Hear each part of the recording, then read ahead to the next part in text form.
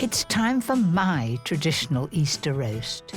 And though it was such fun to rediscover my 30-year-old recipe, I've got a new favourite. It was lovely to spend a day with the Archbishop of York in those glorious surroundings. Now, he does leg of lamb, but for Easter Sunday, I have always done shoulder of lamb.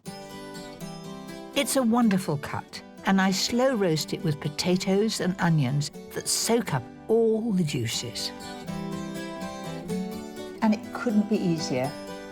So to begin with, I'm going to put some garlic into the lamb. So what you do is make holes in the lamb like that all over. Some people put rosemary in as well. I'm not, I'm just having garlic. And my lot absolutely love garlic. So poke it down. And you can imagine that really does flavour the meat. Slow roasting also is good because the meat is so tender and the carving is very, very quick because it's just falling off the bone. There it is. That wasn't too difficult, was it? I've got a big roasting tin here and I'm going to start off by browning the meat. And so I'm going to put a little bit of pepper and salt on the top there, just like that.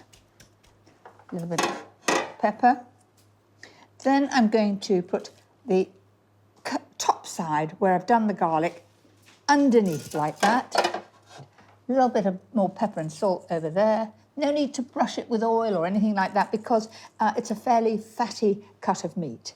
So I'm going to brown that in a hot oven. It'll take about 20 or 30 minutes and you can do that early in the day because the whole cooking time is 3.5 hours.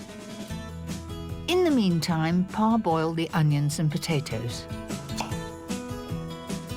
Then once the meat is nice and brown and the right side up, add them to the roasting tin with a pint of good, hot lamb or beef stock.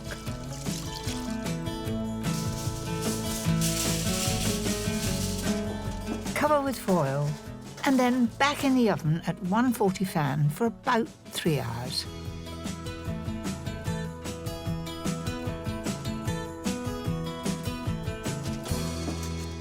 When it's almost ready, take it out of the oven and drain off the flavoursome stock. Oh, that looks good. I'm really pleased. The smell is good, it looks lovely, and the knife goes in just like butter. The onions will have given a really good flavour to that stock, and it'll make a beautiful gravy. Now look at those potatoes and onions. I'm going to put it back in the oven just to brown while I'm making the gravy. But I'm married to a gravy man and I always have to make more gravy than you think you need. I love a rich gravy, so I use the fat from the lamb skimmed off the top of the stock. So that's melted and I'm adding 50 grams, that's a couple of tablespoons. So in goes the flour. I'm never too fussed whether it's self-raising or plain, whichever's nearest.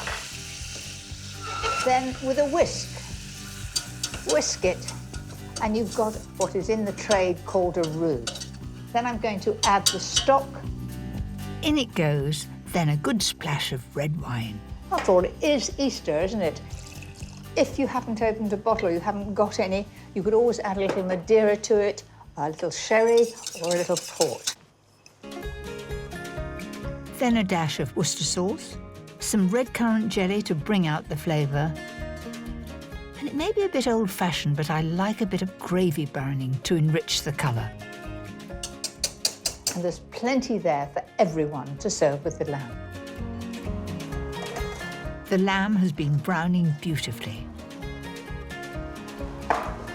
That's pretty exciting.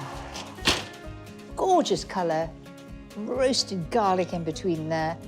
There we go. While it rests, I can get on with the veg. As it's Easter, I'm going for a medley of green beans with a fresh mint and caper butter. So I've got some mange tout there, some beans and some shelled broad beans. So there's my traditional family roast.